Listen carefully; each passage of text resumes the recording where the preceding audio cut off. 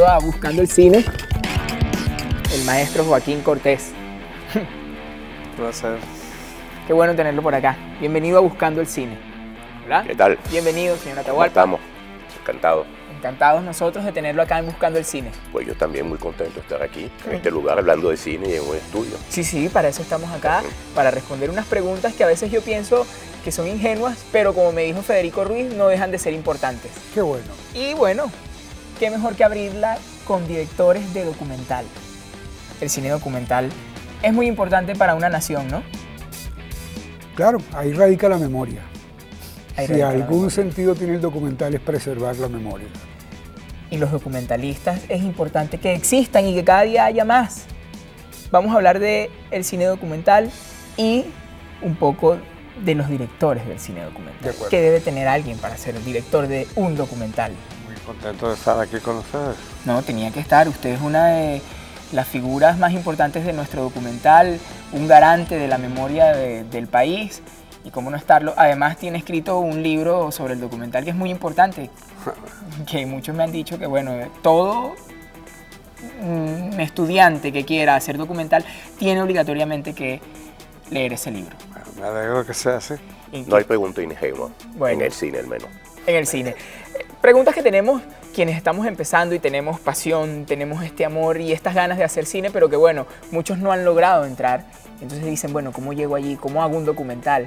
Y bueno, yo creo que estamos contando en este episodio del documental con 3 activos y grandes testigos de mucho de lo que sucede en la nación y han contribuido mucho a nuestro imaginario. Así que usted también tenía que estar aquí. Pues muy contento y muchas gracias. Si usted me pone aquí, estoy contento de esto. Señor, Gracias. bienvenido. Bienvenido. Trataremos de responder. El asiento es todo suyo. Gracias. Bueno, vamos a hablar de cine documental. Bienvenido, señor Podemos hablar Atahualpa. del otro también, pero vamos a hablar del documental. Sí. ¿Me siento ahí?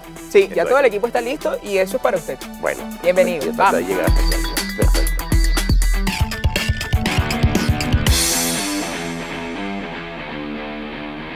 Estamos grabando. 5. Acción.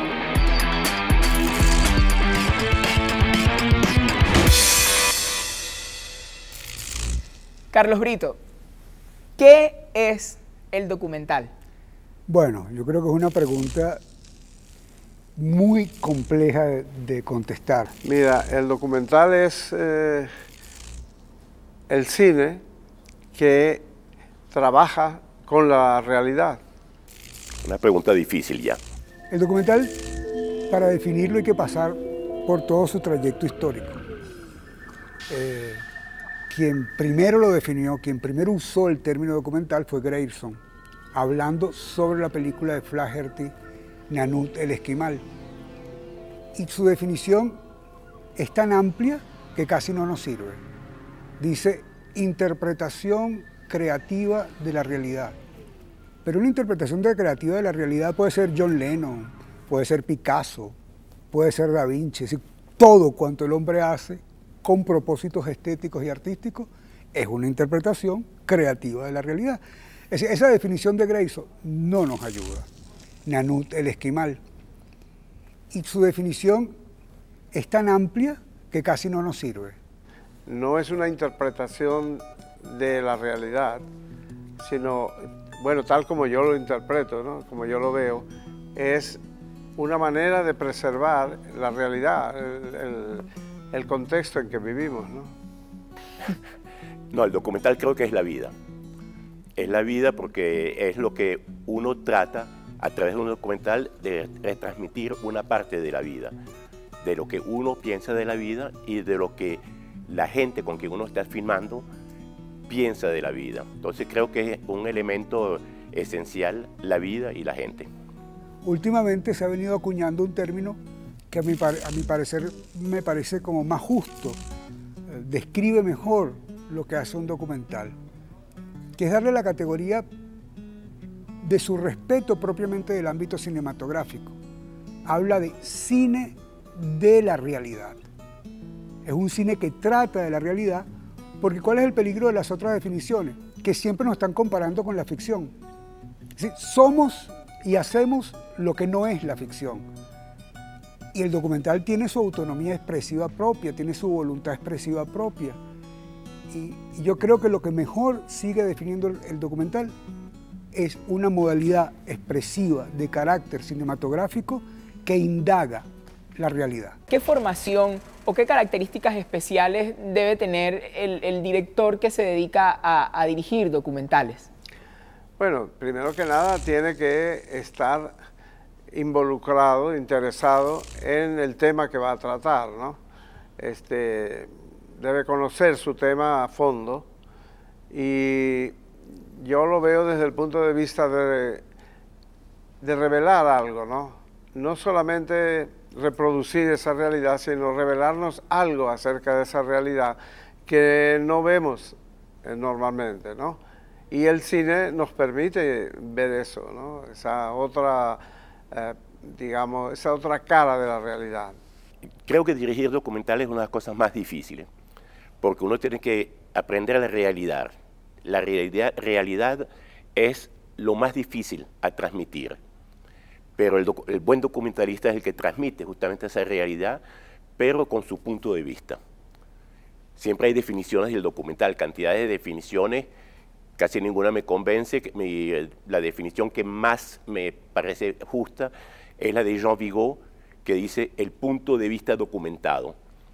Y creo también que lo que defendemos nosotros, todos los documentalistas creo, es el documental de creación. Para dejar de lado todo el documental, yo diría un poco reportaje, no tengo nada contra el reportaje, pero es un punto de vista diferente. El documental de creación es donde hay un autor, el cineasta es un autor, pero que tiene que respetar por ética la realidad que está filmando. En ningún momento un cineasta puede transformar la realidad de lo que está filmando para hacer pasar sus ideas. Entonces, el primer punto de vista es tener una noción de la vista y un respeto completo de lo que uno está filmando. Eso no se aprende tan rápidamente y está muy pocas veces en los libros. Y debería tener un conocimiento de la técnica cinematográfica, puesto que es cine, igual que el cine de ficción, pero que por el hecho de trabajar sobre la realidad, debería tener conocimientos del proceso posterior de la película para poderlo ir plasmando a medida que va filmando, ¿no? Yo pienso que es más parecido a un periodista o un reportero, ¿no? que trata de lograr con la realidad manifestar eso que le inquieta, ¿no? Entender que la realidad no termina en él. Si la realidad está afuera. La primera condición que yo veo en un documentalista es cultivarse en el sentido de la humildad. Humildad en el sentido, si tú tienes todas las lecturas del mundo, no tiene ningún sentido que hagas documental. Si el documentalista parte de la noción de que yo quiero encontrar lecturas e interpretaciones distintas de esto que me rodea, y para eso tienes que vincularte a los otros. Independientemente que el documental parte de un ser humano, que puede llamarse creador, sujeto, realizador, yo entiendo el documental como el discurso de los otros, no el discurso del realizador, aunque siempre va la huella del realizador en lo que hace. Digamos, yo siento el documental como una modalidad expresiva donde uno entra en relación con la complejidad que conforma la realidad, pero siempre para que sea la realidad la que se exprese y no uno. Uno de alguna manera termina sacrificándose, anulándose, por lo menos desde mi concepción. O sea, es mucho más importante la riqueza, la complejidad, lo complejo de la realidad que yo mismo. Yo prefiero mostrar la complejidad del mundo que mostrar mis complejidades. ¡Qué guate! ¡Qué guate! ¡Ay, Machado! ¿Qué pasa? Que son poquitos, quiero que pase la chica adelante, che. ¡Vaya la boca acá! ¡Vaya la boca, que vamos a atrás! Bueno, nosotros somos producto de la década del 90. donde miles de argentinos, jujeños, quedamos sin trabajo. Se es más libre, ¿no?, en el documental. Es más libre en cierto modo porque te permite trabajar sin el, digamos, sin el impedimento que representa el guión, ¿no? Tú puedes estar más liberado de ese guión e ir interpretando lo que ves a medida que lo vas viendo, ¿no? A medida que lo vas filmando, vas creando la película. Es una manera muy personal de trabajar, ¿no? Que creo que de una manera u otra todos los directores manejan ese concepto, ¿no? O sea, quizás no lo conceptúen, pero sí lo realizan, ¿no? Poder estar en una situación en la cual lo imprevisto, lo que descubras, se puede hacer, se puede realizar. En el cine de ficción eso no es tan posible, ¿no? Porque hay toda una serie de mecanismos de producción que te lo impiden, empezando por usar actores, ¿no? El actor en el cine de ficción está interpretando un personaje, ¿no? En el cine documental, el personaje se está interpretando a sí mismo, Así es. tal como yo lo veo, ¿no? ¿Es quizá una ilusión o es así? ¿La modestia presupuestaria garantiza la libertad a la hora de filmar un documental? No necesariamente. Es decir, no necesariamente. Hay documentales extraordinarios hechos con muy poco presupuesto. Sin duda alguna, como toda experiencia cinematográfica, requiere de condiciones materiales para poder hacerla. Muchas veces desvirtuadas por los propios mecanismos del estándar. Es decir, no es posible que cuando uno va a una productora o un centro de financiamiento del cine, siempre el documental le dan menos. ¿Por qué el documental requiere menos de apoyo económico que cualquier otra aventura cinematográfica? Digamos que yo creo que el documental es visto como el hijo malo de la familia, el viejo que hay que esconder para que no lo vean. Es decir, es un esfuerzo enorme para convencer y para enamorar a las entidades financieras y que dan apoyo para que se animen a apoyar un documental. Pero yo no creo que... Si algo ha defendido, la historia del documental ha defendido siempre ese carácter de una mirada independiente. Si hay financiamiento para conservar esa mirada independiente, bien. Yo creo que es muy escaso, salvo los abiertos y descarados documentales con propósitos didácticos.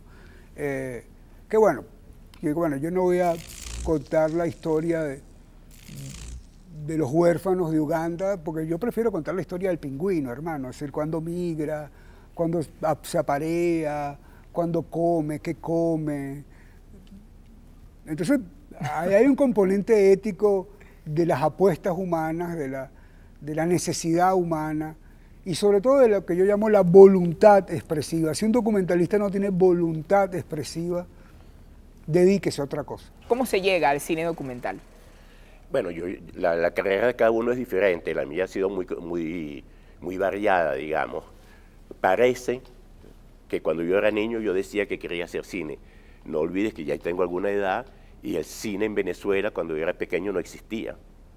Entonces, decir que un niño dice que quería hacer cine es un poquito extraño, pero como me fui siempre, chiquito, iba al cine. Tengo suerte con una familia, de ser de una familia que me dejaba ir cuando tenía 6, 7, 8 años al cine con mi amigo de la misma edad. Íbamos sábado, domingo al cine desde las 9 de la mañana, que había una función que se llamaba matinal, y a las 11 una vermut, películas diferentes, y podía ver 3, 4 películas en el día. Y eso se me quedó toda la vida. Sigo viendo 2, 3, 4, 5 películas por día. Entonces, es una primera formación. La otra formación es la manera de ver, pero yo creo que yo empecé más, como vi muchas películas que trabajé con Henri Langlois, empecé a interesarme a la historia del cine. Pero antes yo no iba a hacer cine, yo me fui a Francia a estudiar geología. Yo he trabajado mucho en fotografía, foto fija, pero no de cine, sino fotos, ¿no? Y tuve siempre una mirada de fotógrafo que busca lo documental. Entonces lo transferí al cine, de alguna manera, sin que cuando hago cine esté pensando en términos fotográficos, ¿no? Son dos cosas totalmente opuestas. El cine funciona como, digamos, por medio del tiempo, ¿no? Si no hay tiempo, no hay cine. Son 24 fotogramas por segundo. En cambio, la fotografía funciona eliminando el tiempo, detiene el tiempo, ¿eh? Entonces son dos puntos de vista distintos. Pero yo vengo de la fotografía, de esa forma de fotografía, y de alguna manera me interesó el cine por eso, ¿no? Yo te diría que la película que más me ha impresionado en mi vida es una película que dura, creo que son 7 minutos, que se llama Very Nice, Very Nice. Es una película canadiense, ¿no? Bueno, es como yo concibo el cine, ¿no? Quizás fue lo que me estimuló para hacer cine. Mi padre era entomólogo, siempre estuve viajando en toda Venezuela y me interesaba mucho la naturaleza. Y un amigo grande de mi padre, que era como mi tío Mac de Silva, yo era geólogo, y seguramente me influenció y fui a la geología, a estudiar geología en Francia, por la escuela de geología nunca entré, estaba al lado de la Cinemateca Francesa. Y me empecé a meter en la Cinemateca Francesa y empecé a ver películas. Yo aquí en Venezuela tenía libros de historias de cine, pero eran libros de historia, eran páginas que me contaban el corazón de Potemkin, la madre, el nacimiento de una nación. Pero cuando llegué allá, las películas estaban en la pantalla, me puse a verlas y me pareció tan extraordinario todo lo que yo veía del cine mudo, del cine de los años 40, 50, que creo que eso tuvo una influencia muy grande y me hizo ir hacia el cine. Y un día en que Langlois me dice que yo no quería trabajar con él, no lo dudé un segundo. Dejé los estudios y me fui a trabajar con él. Y no lo lamento todavía hoy. Quizás hubiera tenido una vida más fácil, porque la vida de cineasta es bastante difícil, pero no lamento en nada mi vida.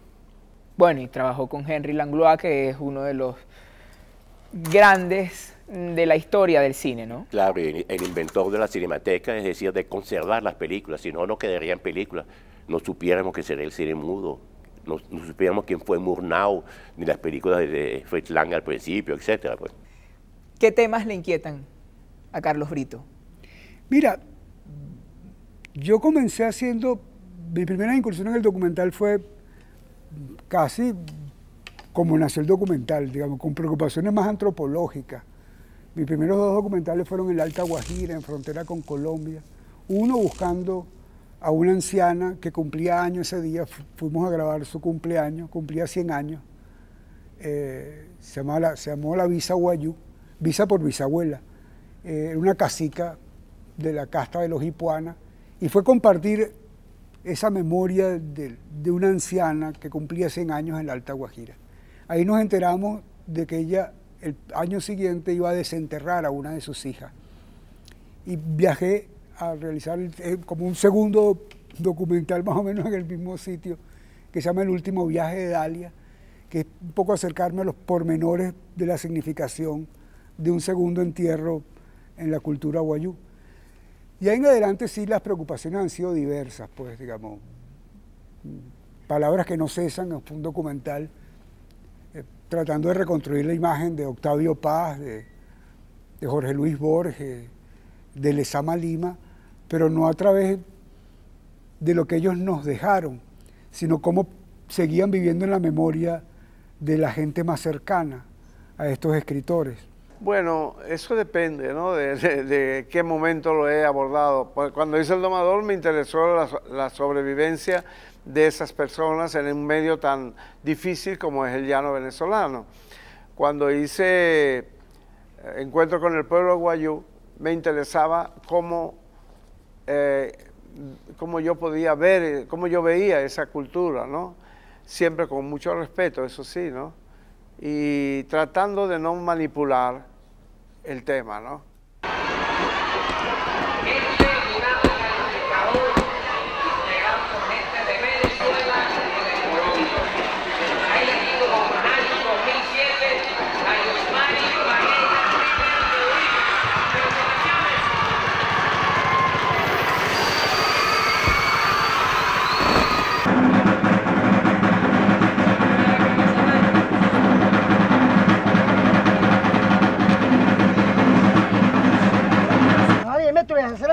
Panchito.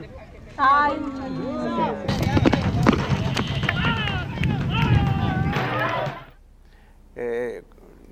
Cuando uno trabaja con la gente, tiene que ser capaz de que confíen en ti. Porque si hay una sensación de que estás manipulando, de que vas a utilizar el material que has filmado de otra manera distinta a lo que tú has expresado, no funciona, ¿no? Se siente, ¿no? Y bueno, después han aparecido temas ya mucho más de carácter social, mucho más de carácter político, porque de alguna manera un documentalista se debe, entre otras cosas, al espacio de la realidad que está connotando la vida. ¿Cómo se aprende entonces a dirigir documentales? Yo creo que una de las primeras cosas es aprender con la vida, lo que uno ve, saber observar la gente, oírla, saber oír, porque muchas veces el cineasta habla más que la persona que está. Y yo creo que uno tiene que ser suficientemente humilde para tratar de entender la persona, oír al máximo, aprender de esas personas y luego tratar, cuando uno lo filma, respetar la vida y la manera de ser de esas personas. En ningún momento, repito, uno puede transformarlo de ellos para hacer pasar una idea de uno. Mi sueño es que la gente crea, cuando está viendo un documental mío, es que no ha habido un director, que la persona le está hablando directamente al espectador, que es lo más difícil. Porque todo el cineasta le dirá que cuando usted pone una cámara delante de una persona, hasta misma delante de nosotros que estamos acostumbrados, la cámara ya te intimida un poco. Entonces imagínese cuando usted está filmando, como todos los documentales que yo filmo actualmente, con gente que nunca ha ido al cine, con gente que vive en lugares completamente aislados, sin teléfono, sin internet, y uno viene con unas cámaras y empieza a introducirse en su vida y uno los molesta un poco. Entonces lo que uno trata de hacer es no molestarlos, que ellos entiendan primero que uno lo que va a hacer es algo que respeta la vida de ellos y hacer que haya una osmosis entre los dos y que nos entendamos suficientemente bien para que sean completamente naturales, sabiendo que nosotros vamos a respetar completamente el lado natural que ellos tienen. Esa es una etapa muy importante, ¿no? El acercamiento a las personas, en el caso de que vas a filmar con otros. A veces hace falta cierto tiempo, ¿no? Hasta que usted entra en la confianza de esas personas. Yo trato de ser muy respetuoso con la gente y de que ellos entiendan por qué razón estoy haciendo la película. Es muy importante eso también para mí. No concibo entrar a filmar una película simplemente apareciéndole a la gente y ya está. O sea, nadie puede actuar o ser natural cuando usted está violando su espacio, ¿no? Usted tiene que ganarse el derecho a estar ahí, ¿no? Porque a cualquiera que le pongan una cámara delante lo altera eso, ¿no? Así que uno tiene que ver un poco de todo, ¿ah? Ver mucho cine, porque el cine de ficción aporta mucho también a la manera de filmar un documental. Se habla mucho que las películas de ficción se están acercando mucho al documental en la manera de filmar. Entonces, de ver muchas películas. Yo creo que también es muy importante una cosa que casi nunca se dice, ver muchos museos, muchos cuadros, porque en el cine hay una cosa que casi nunca se cita, el encuadre. El encuadre es capital en una película, que sea ficción, que sea documental, en el documental más todavía, aunque uno tenga que improvisar cuando está filmando, la manera de utilizar el cuadro, la manera donde están los personajes, dónde está el entorno. Para mí es muy importante dónde vive la gente, que sea la casa, que sea el jardín, que sea la naturaleza donde están, y siempre trato de ponerlos en el lugar donde ellos viven, para que el espectador, sin que uno le diga, fíjese, vive en un lugar terrible, vive en la montaña, vive al lado del mar, que la gente lo sienta y lo viva. Entonces eso es importante para acercarse a la realización, de tener todo esto un punto de vista y no olvidar el encuadre, no olvidar el sonido. Entonces, por eso digo que es muy difícil, porque hay una aprehensión tan general de la parte técnica y de la parte humana, que es necesario conocer muchas cosas. Por eso no impide que hay que lanzarse a hacer documentales, porque es un género extraordinario. ¿Cuál es su método de trabajo? Primero, tratar de no desvirtuar la intuición.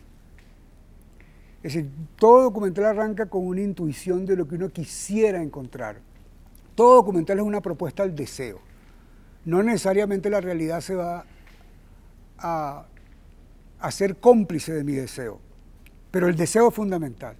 Yo llamo deseo la intuición. Yo salgo a la realidad con un deseo, con una intuición, y trato de que esa intuición inicial no se desvirtúe, no pierda su sentido, aunque pueda modificarse, pero que no pierda el empuje original de lo que yo pretendo que esa realidad termine significando en la película.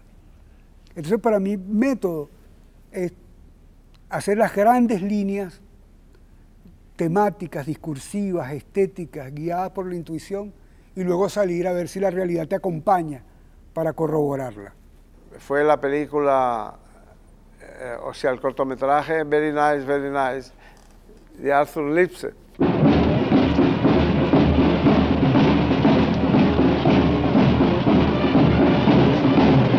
People who have made no attempt to educate themselves.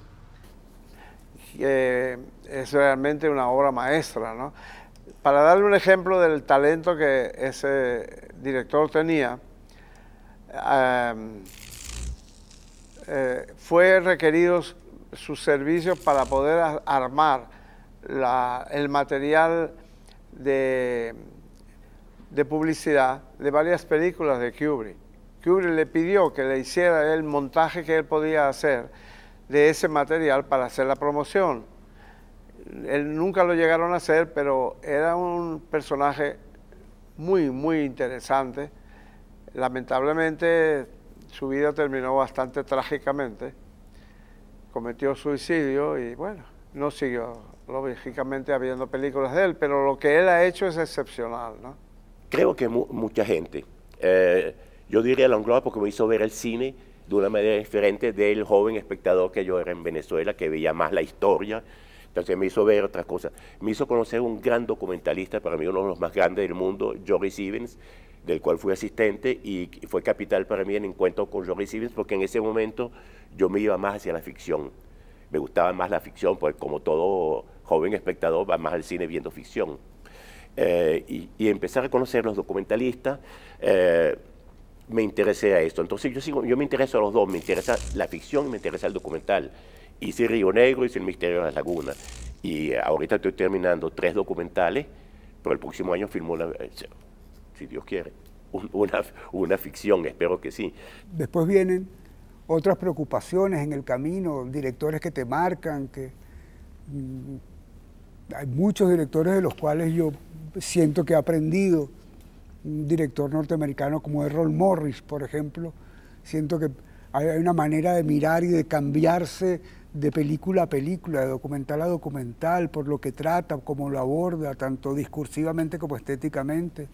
Por supuesto, Herzog es un personaje que cuando hace documentales me marca muchísimo, el interés por acercarse a realidades extremas, a personajes que están al borde, a un límite, digamos, ir al Polo Norte, a ver quién allí y cómo se vive, seguirla en el Diamante Blanco, seguir, digamos, la historia de alguien ingeniero aeroestático, enloquecido, que quiere echar un globo a flotar, digamos, en la selva guyanesa.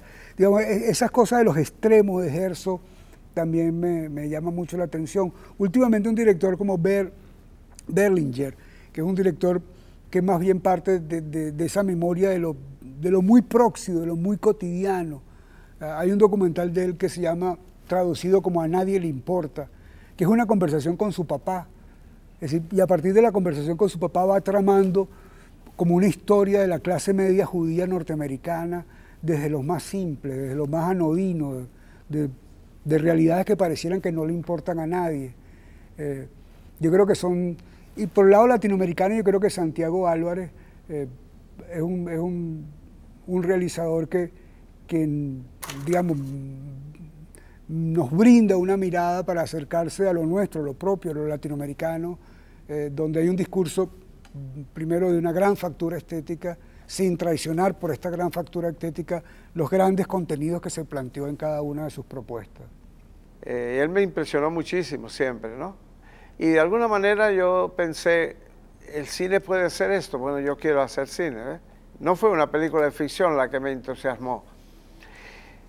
Entonces, bueno, Nanook, obviamente, me impresionó mucho, porque los temas que abordó también son muy cercanos a mi interés, ¿no? A flotar, digamos, en la selva guyanesa. Digamos, esas cosas de los extremos de Herzog también me llama mucho la atención. El documental yo lo hago prácticamente sin guión. Lo que hago es tener muy claro lo que busco, ¿no? Generalmente utilizo una frase. Por ejemplo, ¿qué te voy a decir? Una película como El Domador. Yo, en vez de un documental, lo que tengo claro es qué representa para mí esa película. Bueno, es la lucha por la sobrevivencia. Con eso ya yo tengo una mirada que voy a mantener a través de toda la película, y lo que estoy filmando lo veo desde ese punto de vista, ¿no? Es una forma de trabajar que quizá a otros no le pueda parecer, pero es mi manera de ver, ¿no? Y en Venezuela, ¿el documental es el género marginado del cine? No, yo no diría eso, porque creo que en muchas épocas ha habido un cine documental interesante aquí. Guedes hizo un cine interesante, Manuel de Pedro ha hecho documentales extraordinarios, bueno, no voy a citar todo, pero digamos, han habido cineastas documentalistas muy, muy buenos, y se ha repetido. Lo que pasa es que comercialmente no ha habido ayuda al documental. Entonces el documental se ha quedado como, yo digo, un pariente pobre, en que se oye hablar que Araya tiene un premio en Cannes, pero la película se estrena casi 20 años después aquí, sino uno se quedaba sabiendo que había tenido un premio. Entonces era un poquito eso. Lo que ha faltado es unir los esfuerzos para que de verdad surja una línea, respetando todas las diversidades, pero que uno sienta con peso, con sello propio, una línea de realización del documental a nivel nacional.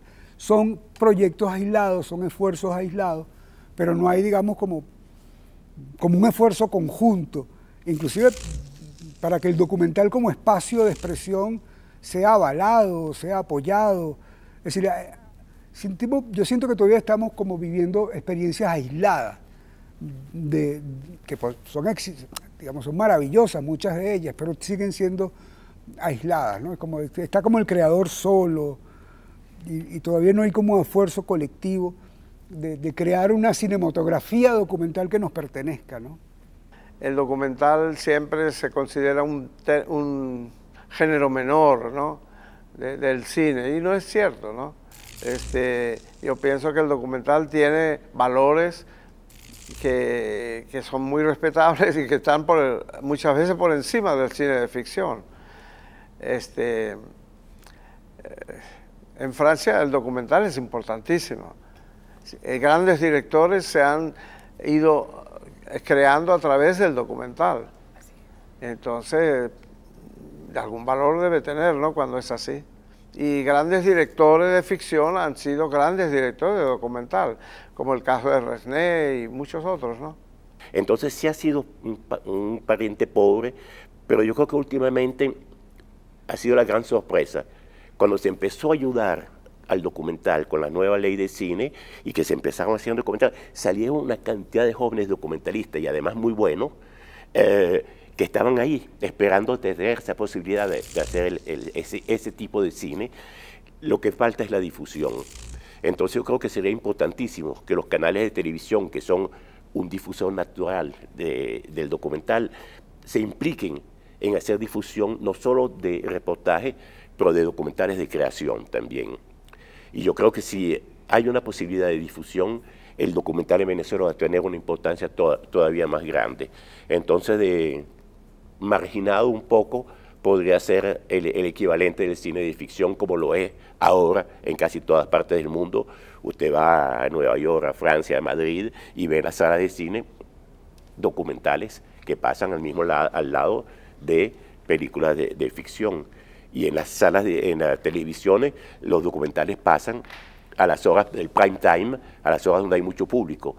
Aquí cuando nos pasan un documental en un canal de televisión que pasa una vez cada año un documental, lo van a pasar a la 1 de la mañana, donde quedan 3 espectadores. ¿Y la televisión, con esto que ahora llamamos docudramas, usted cree que le ha hecho un daño al género o al contrario, lo ha elevado y le ha dado mayor proyección?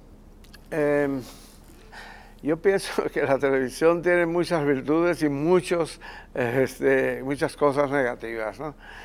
Pero evidentemente que para mí la televisión es un vehículo.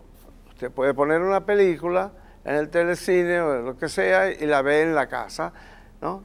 El público. Eso es la televisión, llevar a tu hogar el cine o lo que llamemos cine, la novela, el documental. Es un vehículo, ¿no? No le veo una vida propia, ¿no? Como pienso que tiene el cine, ¿no? Pero claro, eso se presta a mucha discusión, ¿no? Por supuesto, porque de alguna manera por algo la llaman la caja boba, sí, porque también mucho daño ha hecho la televisión. En los años 50 hay un quiebre significativo en el mundo del documental, que para muchos, en cuanto a discurso cinematográfico, afectó muchísimo, que es la aparición de la televisión. Es decir, la Broadcasting British Company, es decir, la BBC de Londres, dijo, perfecto, aquí hay un nicho que la industria cinematográfica ha abandonado. Ya a los años 50 Hollywood era Hollywood. Si ya había una predilección, un privilegio, un apostar al cine como entretenimiento. Y ahí fue el gran auge financiero, comercial, expositivo del cine de ficción. Dejó de hacerse documental. Entonces, ¿qué pasó? La BBC dice, dámelo acá, yo lo quiero. Y desde entonces nos acostumbraron de que el documental solo pertenece al ámbito televisivo. Es decir, el documental fue expulsado, fue exiliado del gran cine. No se merecía estar en las salas de cine, sino que fue obligado, múdate de aquí, no te queremos, no nos das divisas, no interesa comercialmente, y se lo apropia la televisión. Eso uno puede decir, bueno, tú le preguntas, sales a la calle y le preguntas a la gente, oye, ¿cuál fue el último documental que viste? ¿Qué has visto documental? Y muy probablemente te contará la historia de un pingüino, como el modo de vida de una araña, como un leopardo caza una gacela. Y todas son referencias que él ha visto por televisión. ¿Y cuándo has ido al cine a ver documental? Es decir, la proporción de personas que tienen una experiencia con el documental en el ámbito cinematográfico son escasísimas. Señora Atahualpa, un consejo para quienes aspiran, sueñan a hacer documental y aún no se han lanzado. Bueno, primera lección de las clases, uno tiene que tener la pasión. La pasión porque es una profesión extraordinaria, pero seguramente una de las más difíciles del mundo, porque uno nunca ha ganado. Uno puede tener una carrera extraordinaria, haberse ganado la Palma de Oro, el Oscar, el Oso de Berlín, y piensas que con eso estás tranquilo y puedes seguir haciendo cine. Tu próxima película, si no tienes un productor que te entienda o que pase una situación extraordinaria, que tu película no tenga éxito, tu película siguiente va a ser muy difícil, que sea ficción o documental. Entonces la primera cosa es tener esa pasión. Si uno tiene esa pasión, doy consejos, sí, láncese a hacer cine, porque uno va a tener momentos difíciles y otros momentos extraordinarios, pero los extraordinarios sobrevalen a todos los otros. Y creo que tener la pasión por el cine, pero si no la tiene, busca hacer otra cosa. Que lo piensen bien, ¿no? Porque es un medio muy, muy difícil que al tener involucrado el aspecto financiero de una forma tan fuerte, crea muchos problemas que no tienen que ver, o sea, que no son cinematográficos, no sé si me explico. Un pintor, me imagino yo, que se compra sus pinturas, sus pinceles, su lienzo y pinta y bueno, no tiene que dar explicaciones a nadie, él está haciendo su obra. Un escritor igual, unos papelitos y unos bolígrafos y a trabajar. Pero el director de cine, pobrecito, ¿no? Tiene que tener un productor que a veces, bueno, en Venezuela generalmente es el propio director, ¿no? Aunque hay muy buenas excepciones de productores, pero el director de cine tiene una carga muy fuerte de responsabilidades, ¿no? Por supuesto, cuando usted filma, también tiene una cantidad de satisfacciones. Yo le recomiendo una sola palabra: indagar, que indaguen. A mí me pareció maravilloso cuando yo descubrí la etimología de la palabra indagar, que no tiene nada que ver con lo que nosotros entendemos por indagar. Indagar, cuando nace en el latín, indagere, es un término para la cacería. ¿Qué significaba indagar? Hacer que la presa, distraer a la presa para que termine cayendo en la trampa. Eso era indagar. Y eso es lo que hace el documentalista. Sale a la realidad como presa, a ver cómo la atrapas. Todo documental es una realidad atrapada. Hay que aprender a cazar la realidad. En otras palabras, hay que aprender a indagar la realidad. ¿Y cuál es la formación? La vida. La vida. Para el cine, la primera cosa que hay que tener es una pasión. Yo le diría que tiene que sentir que es imprescindible para usted hacer la película. Si usted no siente que de no hacer la película usted va a ser muy infeliz, no la haga, porque es muy duro, ¿no? Pero si tiene fe en lo que estaba planteándose, en el proyecto que tiene, en fin, si usted cree en eso, debe hacerla, porque si no, cuando ya llegue a una edad en que se le hace a uno difícil moverse al ritmo de una película, lo va a lamentar, ¿no? Bueno, Carlos Brito, gracias por cazar, por indagar, por vivir y por ser un testigo y un garante de nuestra realidad. Carlos Brito, en Buscando el Cine. Gracias. Para usted. Que sea esa la última palabra, pasión, y con ella terminamos. Atahualpa Lynch. Otra cosa, un momentico. Creo que hay una cosa que no dije y que es muy importante en la creación, es de tomar riesgos. No dejarse en las convenciones, que cuando uno está viendo cosas o tomar temas, es importante tomar riesgos y no temerle a los riesgos. Uno dice, oye, no voy a tomar riesgos porque quizás me va mal. Es mejor asumir un riesgo y no lograrlo que quedarse en un confort que es el mismo que tiene todo el mundo y no aportar nada. Entonces hay que tener pasión y el gusto de tomar riesgos. Muy bien, ahora sí. Atahualpa Lynch, Buscando el Cine. Muchas gracias. Oye, gracias. A usted. Gracias. Y les diría que hagan cine, Carrizo, porque si no, ¿qué vamos a hacer, no? Gracias, maestro. Gracias por esas palabras. Gracias por dedicar el tiempo a escribir, a fotografiar y a hacer documentales. Joaquín Cortés, en Buscando el Cine. Gracias.